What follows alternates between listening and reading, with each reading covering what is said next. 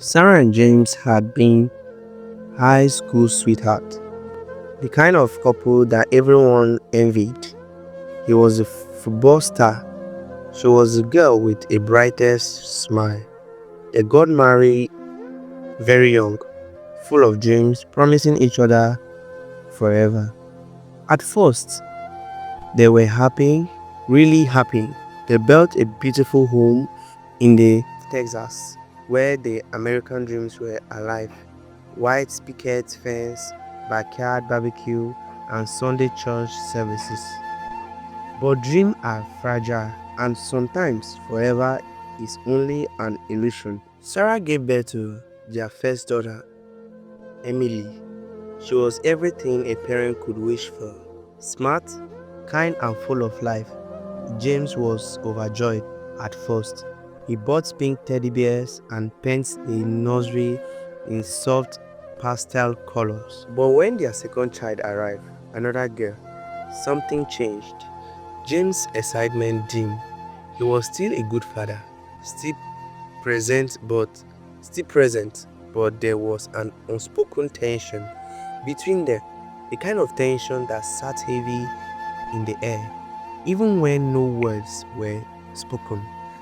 And then came their third child, another beautiful baby. That was the moment everything started falling apart. Sarah noticed the small thing first.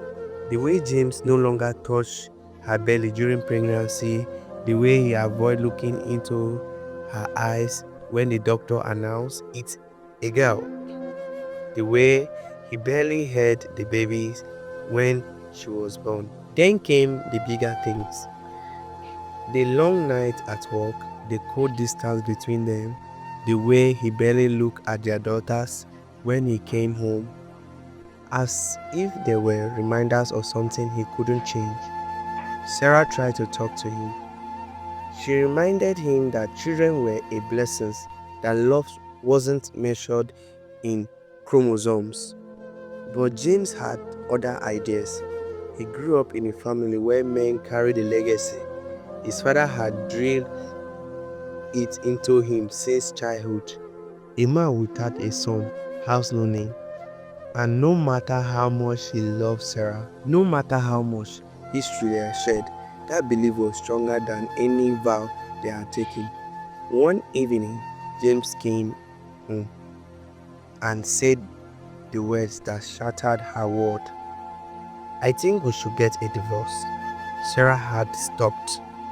She thought she had misheard him, but the look in his eyes told her everything. "Is it because I didn't give you a son?" She asked, her voice barely above a whisper.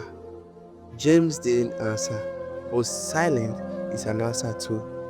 And just like that, the man that she had loved since she was 17 walked out of their home, leaving her with three little girls and broken hearts. The night James left Sarah sat in a dimly lit nursery, rocking their newborn daughter in her arms. She wasn't just heartbroken, she was angry that the love they had built for years had crumbled overnight over something neither of them could control.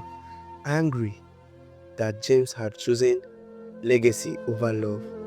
Her three daughters, Emily, Sophia, and little Grace, were sleeping peacefully, unaware that their father had abandoned them because they weren't born boys.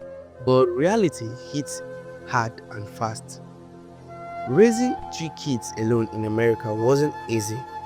There were bills to pay, mouths to feed, and future to secure.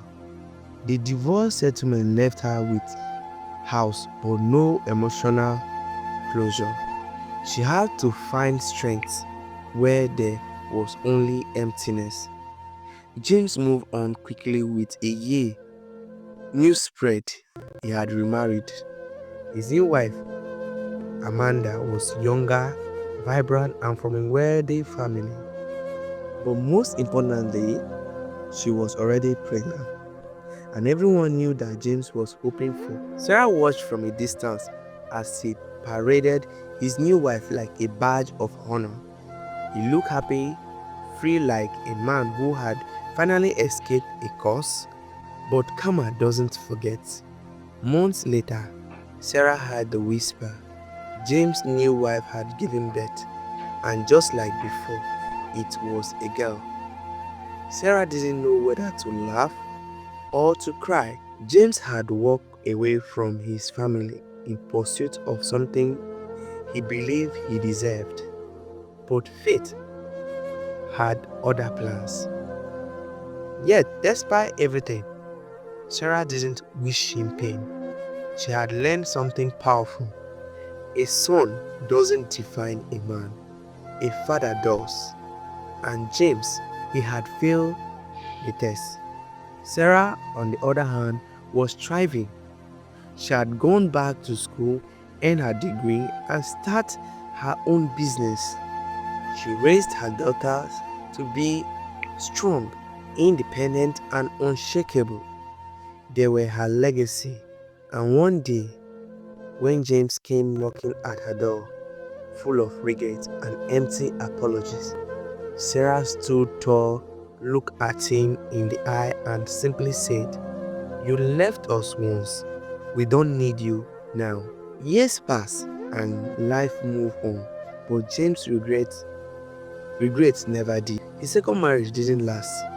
Amanda, the woman he thought would give him the perfect heir, divorced him the moment the second child was another girl. James had lost everything: his family, his marriage, and his peace.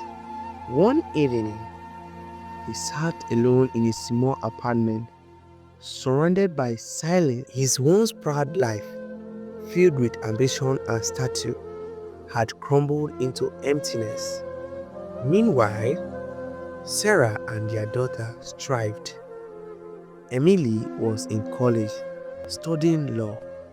Sophia was an aspiring writer. Little Grace, now a teenager, was full of life and dreams. They were strong, independent, and full of purpose. Everything James once failed to see. But life has a way of bringing people back to where they belong. One day, James stood outside Sarah's house. His hand trembled as he knocked on the door. When Sarah opened it, she barely recognized him. The confident man she once loved was now a shadow of himself. His eyes was once filled with pride and now carried the weight of every mistake. "I just want to see them," he whispered. Sarah looked at him for a long time. She wasn't bitter anymore. She had healed. But forgiveness? That was up to the daughters he had abandoned. She stepped aside and let him in. James sat across from the three young women he had walked away from. They were no longer his little girls, they were grown women, strong, intelligent, and powerful. And as he looked into their eyes, he saw something he had never seen before. A reflection of himself. Not the man he was, but the man he could have been. Tears welled up in his eyes as he whispered, "I was wrong." For the first time in years, silence wasn't his enemy. It was his redemption. Society often teaches men that sons carry their legacy, but true legacy isn't in a name. It is in the love, respect, and values a father passes down to their children. James learned too late that it wasn't about having a son. It was about being a father, and the daughter he once abandoned. They became the legacy he never deserved.